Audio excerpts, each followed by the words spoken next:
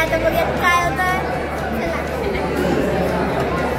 होऊ शकतात barefoot body या नावाने. आता त्याची ॲक्युमेटही तेवढी आहे, पण त्याची आयडेंटिटी आहे बेअरफूट बॉडी.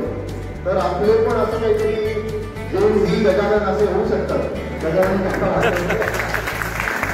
आणि असा प्रत्येक जण आपल्याकडे आहे. ॲक्च्युली या दिवसाबद्दल सांगायचं झालं तर थोडंसं आम्ही ऑलरेडी प्रिप्लॅन केलो काय करायचं आपल्याला. त्या अनुषंगाने सर मी आम्ही बसून जो कसा काय प्लॅन करता येतो सराव केला होता आणि एक्झिक्यूट करायचा प्रयत्न मी करत होतो आणि देवाची तब्येत झाला. ॲक्च्युली पहिलं 10 किलोमीटर मला 12 मिनिटात झालं. दुसरी सायकल 40 किलोमीटरमध्ये 1 तास 15 मिनिटात झालं आणि उरलेलं नंतरचं 5 किलोमीटर माझं जवळजवळ 55 मिनिटात झालं.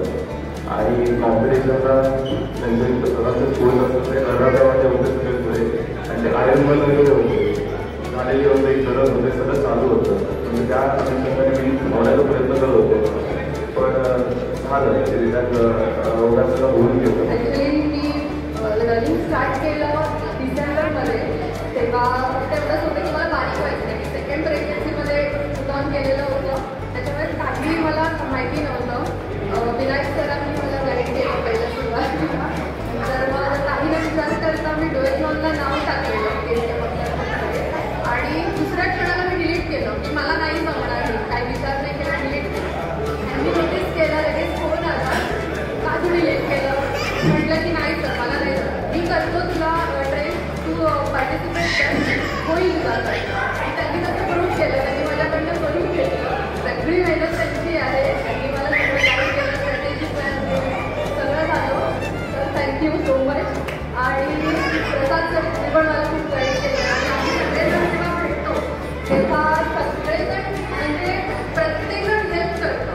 अभिजित सर असतील, जोक घालतात, सकाळी छान जाते एकदम.